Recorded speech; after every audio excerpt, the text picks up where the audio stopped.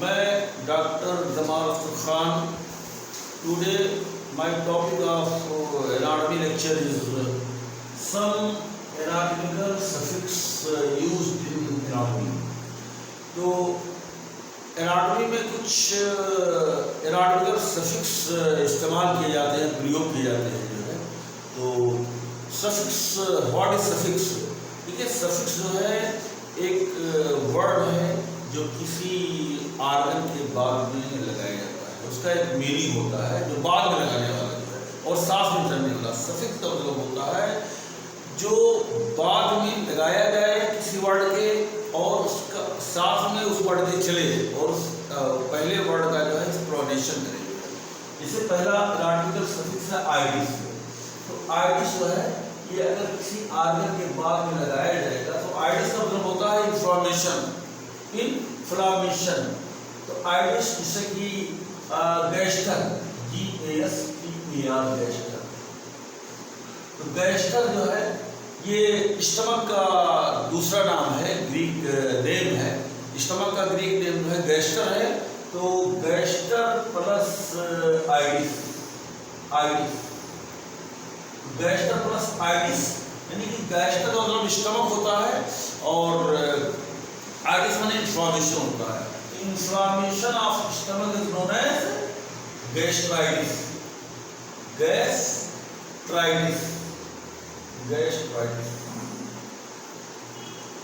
ये आइडिस एक सफिक्स है जो किसी आर्गन के बाद में लगाया जाता है और आइडिस का मतलब होता है इन्फ्लेमेशन।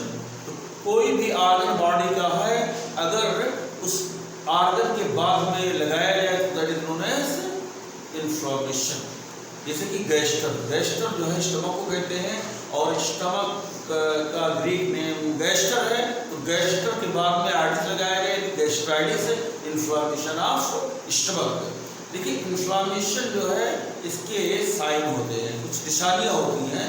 इन्फ्लेमेशन कोई भी आर्गन है, अगर वहाँ पर रेडनेस आ जाए, लाल हो जाए, सुर्ख हो जाए, क्योंकि ब्लड सप्लाई वहाँ बढ़ जाता है इन्फ्लेमेशन में, और उसके बाद में वहाँ पर वो गर्म हो जाए, वो आर्गन जो खून का सप्लाई जब बढ़ जाएगा तो वो आर्गन गर्म हो जाएगा, हार्ड हो जाएगा, आ जाएगी, और थर्ड जो है वहाँ स्वेलिंग आ जाएगी उस आर्गन में, और फोर्थ जो है जो चौथा साइन है वहाँ पर जो है दर्द होगा, पेन होगा जो है। तो इस तरह से 4 प्रॉब्लम का जो है क्रिएशन होगा और these 4 problems are collected known as inflammation.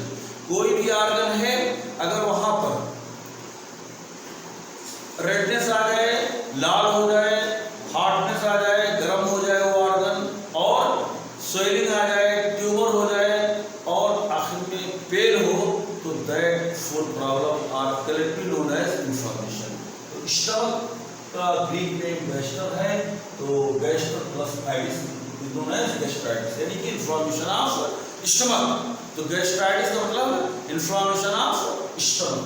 अब देखिए यही आइडिस जो है अगर अपेंडिक्स जो है राइट लेफ्ट फोसा में पाया जाता है, और अगर अपेंडिक्स के बाद में आइडिस लगाया जाए तो अपेंडिसाइटिस,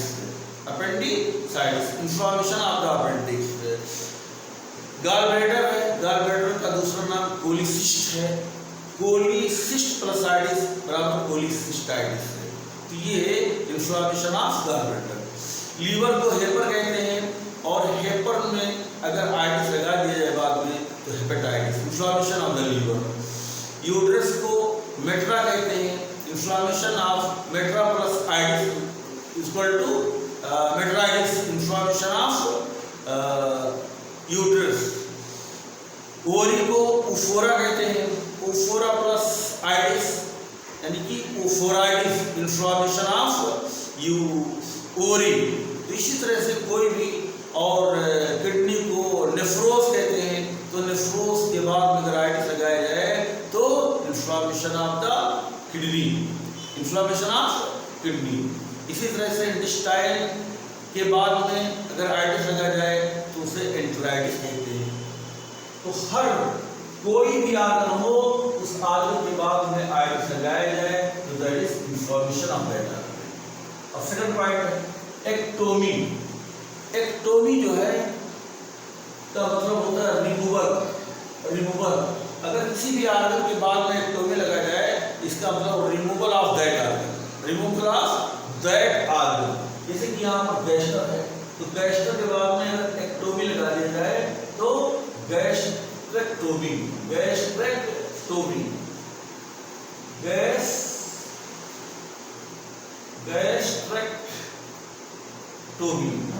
यानी इसका मतलब यह हुआ गैस्टर माने स्टमक और एक्टोमी बाद में लगाया जाए तो removal of stomach, removal of stomach bye surgical operation by the surgeon in the operation theatre. तो ऑपरेशन थिएटर में जो है जो सर्जन होते हैं तो वहाँ पर सर्जिकल ऑपरेशन करते हैं जो है, तो सर्जिकल ऑपरेशन में कोई भी अंग है, कोई भी आर्गन है, अगर उसमें प्रॉब्लम है तो अगर सर्जन उस आर्गन को निकाल करके फेंक देता है बाहर की तरफ, ठीक है, that is known as ectomy, यानी गैस्ट्रेक्टोमी। अपेंडिक्स है, अगर अपेंडिक्स का ऑपरेशन हो रहा है ऑपरेशन थिएटर में, सर्जन अपेंडिक्स को निकाल करके बाहर निकाल के रिमूव कर दे रहा है, तो that is known as appendix plus ectomy, यानी अपेंडिक्स के बाद में अगर एक्टोमी लगा दिया जाए तो अपेंडिसेक्टोमी, यानी कि removal of appendix by the surgical operation by the surgeon in the operation theater। तो जो सर्जिकल प्रोसीजर होता है ऑपरेशन थिएटर में, सर्जन के द्वारा किसी आर्गन को निकाल करके काट करके नाइफ से बाहर निकाल दिया जाता है, तो that is known as appendicectomy. तो इसी तरह से बहुत से आर्गन है जिसमें कोई भी आर्गन है उसमें प्रॉब्लम होती है तो पेशेंट जो है डॉक्टर के पास जाता है, तो सबसे पहले फिजिशियन से मिलता है, तो फिजिशियन उस डिजीज का treatment by giving medicine, drug देगा, एंटीबायोटिक देगा, एनाल्जेसिक देगा, एंटी इंफ्लेमेटरी देगा और सब तमाम मेडिकेशन करेगा। अगर वो अनेबल हो जाता है, फिजिशियन उस प्रॉब्लम को जो थेराप्यूटिक ट्रीटमेंट है उससे वो ठीक नहीं कर पाता है तो फिजिशियन रिफर कर देता है सर्जन के पास, तो वो केस सर्जन के पास चला जाता है और उस सर्जन क्या करता है ऑपरेशन थिएटर में ले जा करके उस आर्गन को जो है सर्जरी के जरिए बाहर निकाल देता है, तो that is known as ectomy, surgical treatment है, एक्टोमी का सर्जिकल ट्रीटमेंट। तो ectomy the suffix meaning removal, अगर किसी भी आर्गन के बाद में एक्टोमी लगा हुआ है तो that is known as removal of that organ. जैसे गैस्टर प्लस एक्टोमी, तो गैस्टर में यानी स्टमक के बाद जो है रिमूवल लगा है, removal of stomach, appendix plus ectomy, appendix के बाद एक्टोमी लगा है तो removal of appendix by the surgical operation in the operation theatre by the surgeon. तो सर्जिकल ऑपरेशन के जरिए से ऑपरेशन थिएटर में जो सर्जन जो है अपेंडिक्स को काट के निकालता है तो that is known as appendicectomy. और गॉलब्लैडर को कोलिसिस्ट कहते हैं, अगर गॉलब्लैडर का ऑपरेशन सर्जन कर रहा है, एक्टोमी कर रहा है तो उसे कोलिसिस्टेक्टोमी कहते हैं। ये सब आइटिस और एक्टोमी ये एनाटॉमिकल सफिक्स है जो किसी आर्गन के बाद में लगाया जाता है। आइटिस का मतलब डिफॉर्मेशन होता है और एक्टोमी का मतलब रिमूवल होता है। अगर किसी आर्गन के बाद में आइटिस लगा हुआ है इसका मतलब यह हुआ इन्फ्लेमेशन ऑफ दैट आर्गन। अगर किसी आर्गन के बाद में रिमूवल लगा, एक्टोमी लगा हुआ है, इसका मतलब रिमूवल ऑफ दैट आर्गन। और थर्ड जो है ओटोमी, ये भी एक सफिक्स है, ये भी किसी आर्गन के बाद में लगाया जाता है। तो ओटोमी जो है जैसे कि लेप्रोटोमी,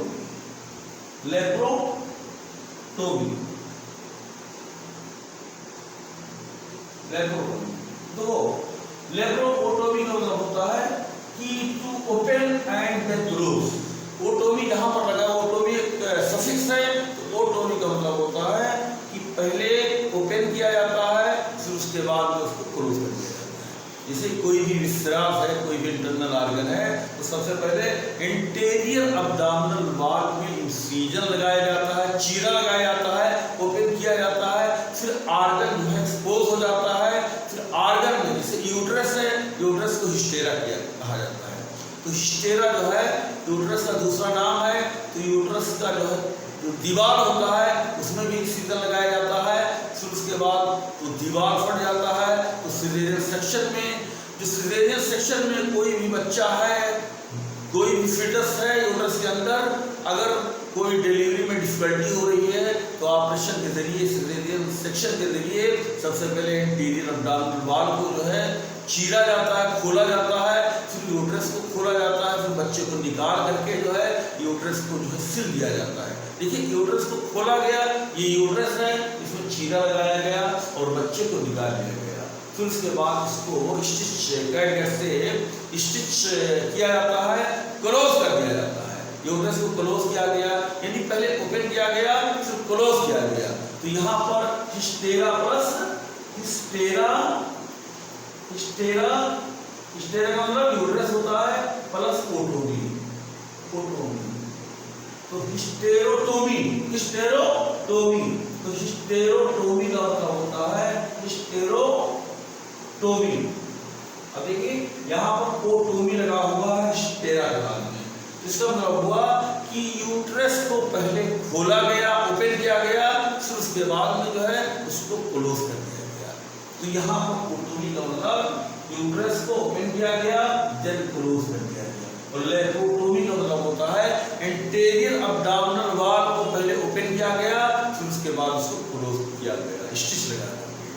तो लेप्रोटोमी मतलब होता है opening of interior abdominal wall and then closing of the interior abdominal. पहले इंटीरियर अब्डोमिनल वॉल को खोला गया, फिर उसके बाद उसको क्लोज कर दिया गया। और हिस्टेरोटोमी का मतलब होता है opening of the uterus and then closing of the uterus. पहले यूट्रस को, गर्भाशय को खोला गया, फिर उसके बाद में उसको मतलब क्लोज कर दिया गया। जो फोर्थ पॉइंट है ऑस्टोमी, ऑस्टोमी, ऑस्टोमी में क्या होता है to open and then leave open. Ostomy में कोई भी ऑर्गन है उसको खोला जाता है और उसके वजह से छोड़ दिया जाता है। ओपन जो है खोल करके और उसे ओपन रखा जाता है। To open and leave it open, उसे खोल करके उसे छोड़ दिया जाता है, खुला ही रहता है। जैसे कि ट्रेकियोस्टोमी, ट्रेकियोस्टोमी, ट्रेकियो को जो है ट्रेकिया, ट्रेकिया को काट करके, ठीक है, यहाँ ओपन किया जाता है और उसको छोड़ दिया जाता है, जैसे ट्रेकियोस्टोमी। कोलोस्टोमी, कोलन को ओपन किया जाता है और उसको उसी हालत में छोड़ दिया जाता है। तो ओस्टोमी का मतलब होता है to open and leave it open.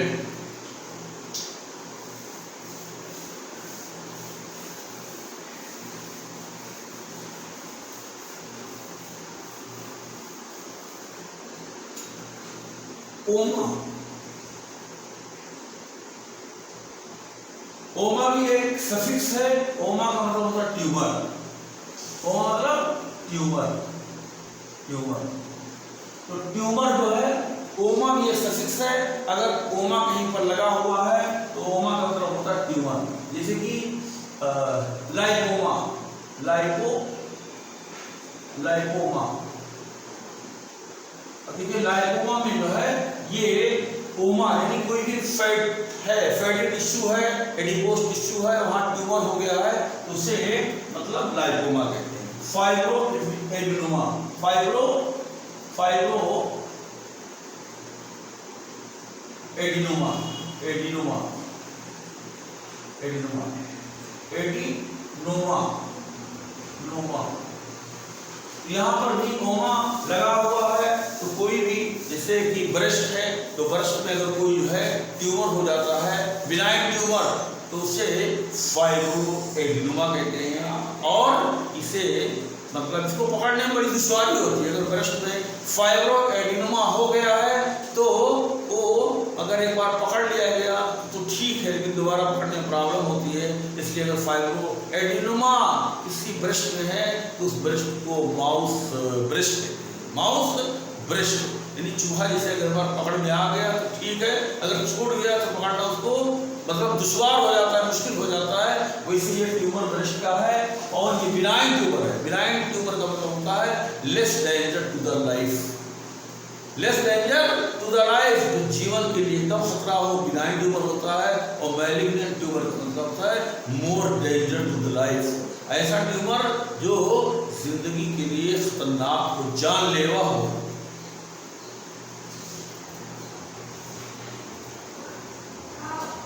Plegia, plegia, plegia का मतलब होता है paralysis, paralysis, paralysis. Folic, plegia का मतलब होता है loss of motor power, loss of motor power, यानी हरकत करने की जो ताकत होती है बॉडी के अंदर वो खत्म हो जाती है। और मोटर सिस्टम जो है ये बॉडी में जो 639 मसल्स हैं, यही जो है मोटर सिस्टम, इसी से हरकत होती है। और हर मसल में नर्व का जो है सप्लाई होता है, तो नर्व और मसल का जब तक कनेक्शन रहता है तब तक मसल काम करता है। और वही जो है जब डिस्कनेक्ट हो जाता है या कोई इंजरी हो जाती है नर्व में या मसल में, तो मसल काम नहीं करता है और उसे paralysis, loss of motor power, यानी हरकत करने की ताकत खत्म हो जाती है जो है, या तो मसल में कोई प्रॉब्लम हो या तो नर्व में कोई प्रॉब्लम, इसी प्रॉब्लम की, क्योंकि एक दूसरे का कोऑर्डिनेशन होता है। नर्व ही जो है मसल में न्यूरोमस्कुलर जंक्शन होता है, अगर दोनों का कनेक्शन ठीक है तो मसल काम करेगा, हरकत करेगा, मूवमेंट करेगा, कंट्रैक्शन और रिलैक्सेशन करेगा। और नर्व और मसल का कनेक्शन डिस्कनेक्ट हो गया, कोई इंजरी हो गई नर्व में, तो वहां पर जो है मसल जो है कुछ नहीं करेगा, जो है बिल्कुल फालिज हो जाएगा, वाहिज हो जाएगा। तो यहाँ प्लेजिया का मतलब होता है paralysis.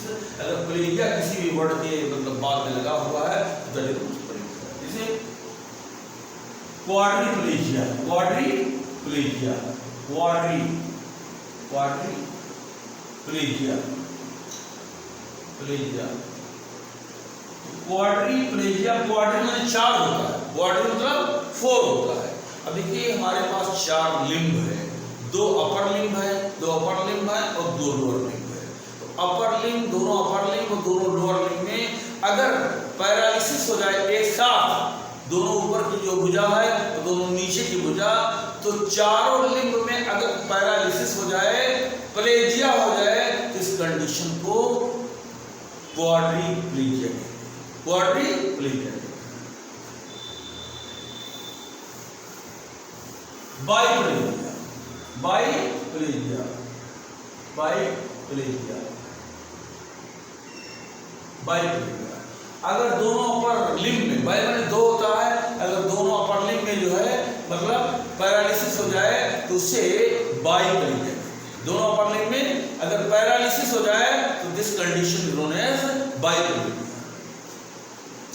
Paraplegia, paraplegia, paraplegia, paraplegia दोनों लोअर लिम्ब, प्लेजिया माने पैरालिसिस और पैरा मतलब पैर, तो पैरा दोनों लोअर लिम्ब में जो है अगर पैरालिसिस हो जाए, both lower limb are paralysed, then the condition known as paraplegia. तो बाइप्लेजिया दोनों अपर लिम्ब में पैरालिसिस हो जाए उसे बाइप्लेजिया कहते हैं, अगर दोनों लोअर लिम्ब में पैरालिसिस हो जाए उसे पैराप्लेजिया। मोनोप्लेजिया, मोनोप्लेजिया, मोनोप्लेजिया, मोनो माने एक होता है, सिंगल होता है, किसी भी चारों लिम्ब में, दोनों अपर लिम्ब या दोनों लिम्ब, किसी एक लिम्ब में अगर पैरालिसिस हो जाए तो उसे मोनोप्लेजिया।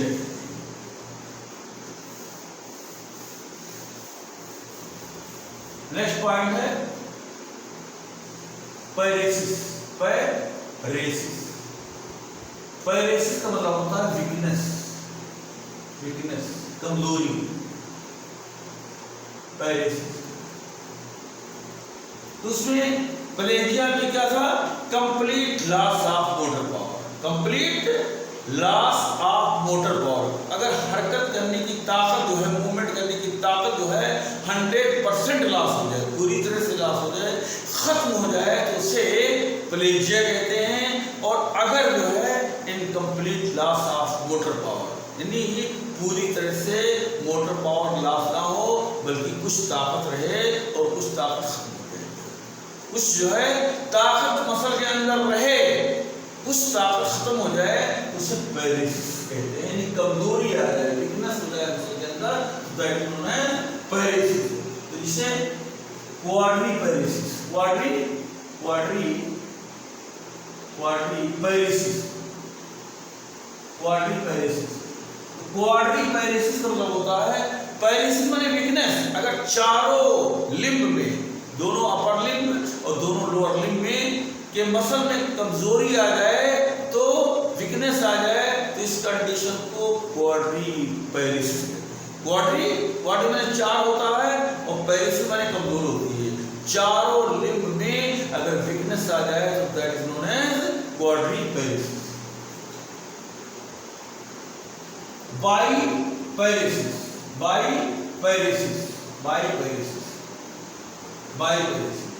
बाई में दो होता है, पैरेसिस मतलब वीकनेस होता है। तो दोनों अपर लिम्ब में, बोथ अपर लिम्ब, अगर दोनों अपर लिम्ब में वीकनेस आ जाए, this condition known as biparesis. Bi माने दो होता है और पैरेसिस माने होता है वीकनेस। तो दोनों अपर लिम्ब में, दोनों ऊपर की भुजाओं में अगर वीकनेस आ जाए, इस कंडीशन को बाइपैरेसिस।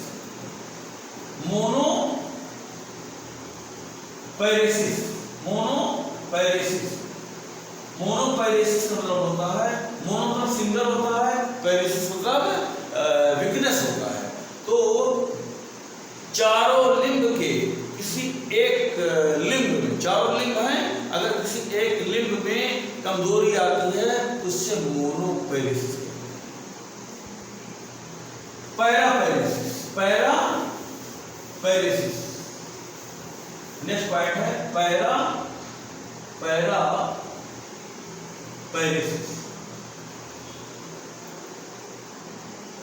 तो पैरापैरेसिस दोनों लोअर लिम्ब में अगर वीकनेस आ जाए तो उससे पैरापैरेसिस। पैरा मतलब पैर, पैरा यहाँ पर जो है, पैरा का मतलब दोनों पैर, और पैरेसिस कमजोरी। तो पैरापैरेसिस यानी दोनों लोअर लिम्ब में अगर कमजोरी आ जाए तो उससे पैरापैरेसिस। हेमीपैरेसिस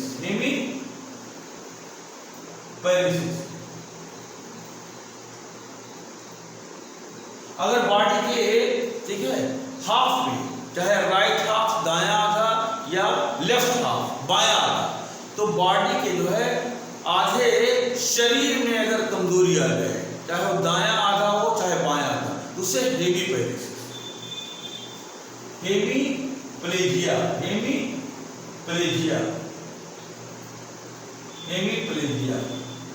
हेमीप्लेजिया का मतलब होता है बॉडी के, मतलब आधे शरीर में अगर पैरालिसिस होता है तो उसे हेमीप्लेजिया कहते हैं। तो प्लेजिया मतलब पैरालिसिस होता है, paralysis of one half of the body known as मतलब हेमीप्लेजिया।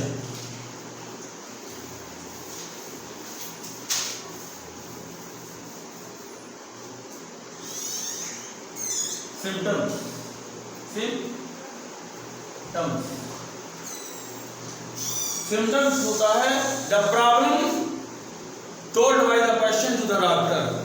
कोई भी बीमारी होती है, कोई भी डिजीज होता है, कोई भी रोग होता है बॉडी के अंदर, तो कुछ प्रॉब्लम क्रिएट होते हैं, कुछ प्रॉब्लम ऐसे होते हैं जो कि डॉक्टर को नहीं पता चलता है, और जब पेशेंट, जब मरीज, रोगी डॉक्टर को बताता है तो उसे पता चलता है कि हाँ ये प्रॉब्लम है। जैसे कि किसी के बॉडी के अंदर पेन हो रहा है, सीने में या abdomen में या कहीं भी, सर में हेडेक, तो अगर पेशेंट बताएगा तभी डॉक्टर को मालूम होगा। तो the problem told by the patient to the doctor is known as symptom. For example pen,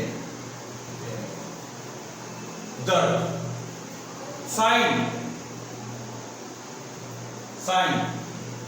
sign क्या है? Sign the problem seen by the doctor in the patient.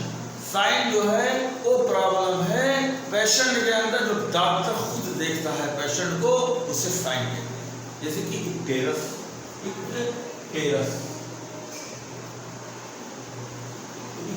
जो है ये साइन ऑफ जॉन्डिस है। जॉन्डिस पीलिया रोग कहते हैं, पांडु रोग भी कहते हैं, ठीक है। तो जॉन्डिस क्या है? जब बिलिरुबिन की मात्रा जो है नॉर्मल से ज्यादा हो जाती है, इसे, ठीक है, हाइपर बिलिरुबिनेमिया कहते हैं। तो ब्लड में बिलिरुबिन का लेवल बढ़ जाता है नॉर्मल से, तो ब्लड का रंग जो लाल होता है तो पीलापन डोमिनेंट, जहाँ भी ब्लड जाएगा वहाँ पर स्किन और म्यूकस मेम्ब्रेन जो है येलो कलर का हो जाएगा। तो इक्टेरस कहते हैं, तो icterus is the sign of jaundice, और ये डॉक्टर देखता है जो बल्बर कंजक्टिवा होता है, ठीक है। बल्बर कंजक्टिवा में बिलिरुबिन आकर के डिपोजिट हो जाता है और बल्बर कंजक्टिवा पीला हो जाता है। डॉक्टर कहता है पेशेंट से कि नजरें मतलब नीचे की तरफ दिखाता है और अपर आईलिड को जो है ऊपर की तरफ पुश करके और बल्बर कंजक्टिवा को देखता है। अगर बल्बर कंजक्टिवा पीला है तो डॉक्टर लिख देता है icterus is positive. Ichthyosis is the sign of jaundice. The sign is the problem seen by the doctor in the patient.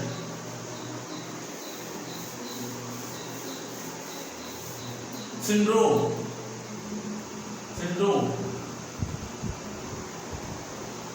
Syndrome is a group of sign and symptoms. Syndrome क्या है? ये group of sign and symptoms है। बहुत से इसमें sign भी रहते हैं और सिम्टम, कई साइन का कई सिम्टम्स का एक ग्रुप होता है जिसको सिंड्रोम कहते हैं। जैसे मर्फी सिंड्रोम, मर्फी सिंड्रोम ये पीवीटी, पेन वोमिटिंग टेम्परेचर, मतलब पेन, पी माने वोमिटिंग और टी मतलब टेम्परेचर।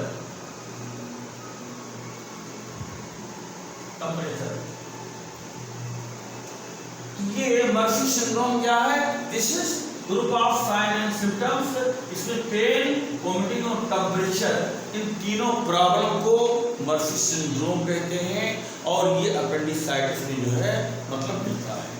अपेंडिसाइटिस जो होता है इन्फ्लेमेशन और अपेंडिक्स जो है, ये अपेंडिसाइटिस में राइट इलेक्ट फोसा में पेन भी होता है, दर्द भी होता है राइट इलेक्ट फोसा में और अम्बिलिकल रीजन में, और वोमिटिंग भी होती है और बुखार भी, टेम्परेचर भी, बॉडी टेम्परेचर बढ़ा हुआ रहता है।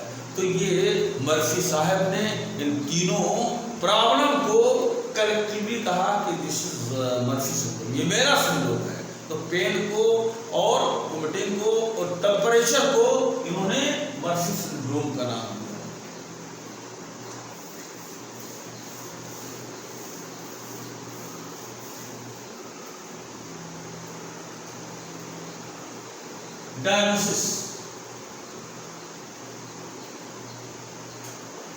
Diagnosis है finding out the disease in the patient with the help of investigation. Diagnosis क्या है कि कोई भी मर्ज, कोई भी रोग बॉडी के अंदर है और उसका पता लगाना, उसका जो है आइडेंटिफिकेशन करना कि कौन सा मर्ज है, कौन सा डिजीज है, कौन सा रोग है बॉडी के अंदर। और कई इन्वेस्टिगेशन, कई जांच पड़ताल होता है, ठीक है। और ब्लड टेस्ट कराया जाता है, यूरिन टेस्ट कराया जाता है, स्टूल टेस्ट कराया जाता है, एक्सरे कराया जाता है, यूएसजी कराया जाता है, अल्ट्रासाउंड कराया जाता है, सीटी स्कैन कराया जाता है, एमआरआई कराया जाता है। तो बहुत से सारे इन्वेस्टिगेशन हैं जिसकी मदद से डायग्नोसिस बनाई जाती है। डॉक्टर जो है पता लगाता है, that is known as diagnosis. तो finding out the disease known as diagnosis. मर्ज का पता लगाना, बॉडी के अंदर कोई भी पेशेंट है उसके बॉडी में कौन सा मर्ज है, कौन सा रोग है, कौन सा डिजीज है, उसका पता लगाना बहुत से इन्वेस्टिगेशन से उसके जरिए से तो उसको डायग्नोसिस करते हैं।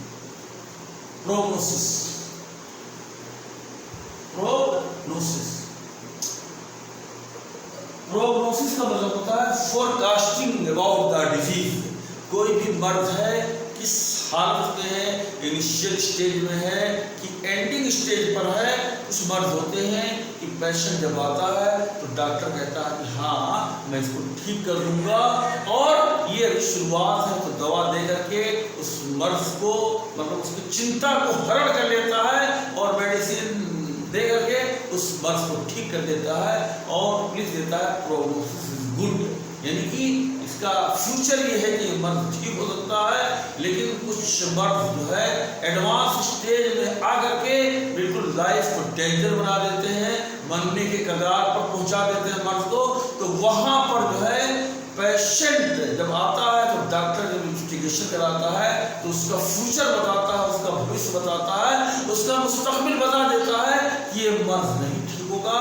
तो प्रोग्नोसिस में लिख देता है पुअर, प्रोग्नोसिस फ्यूचर जो है इसका वो पुअर है, यानी कि अटेंडेंट से बता देता है कि ले जाइए जूस वगैरह पिलाइए, ये बिल्कुल बस 1 महीना 1 साल 2 साल और जिंदा रह पाएगा। तो प्रोग्नोसिस होता है, कोई भी मर्द होता है किस स्टेज में है, इनिशियल स्टेज में है, तो प्रोग्नोसिस जो है फ्यूचर उसका सही रहता है, उसको ठीक किया जा सकता है, क्योर किया जा सकता है। और अगर जो है एंडिंग स्टेज में है तो उसका प्रोग्नोसिस जो है पुअर होता है और वहाँ पर फ्यूचर उसका मतलब गलत निगेटिव बताया जाता है, ये वो खराब हालत में है, ये जिंदा नहीं बचेगा। In these words I want to finish my lecture.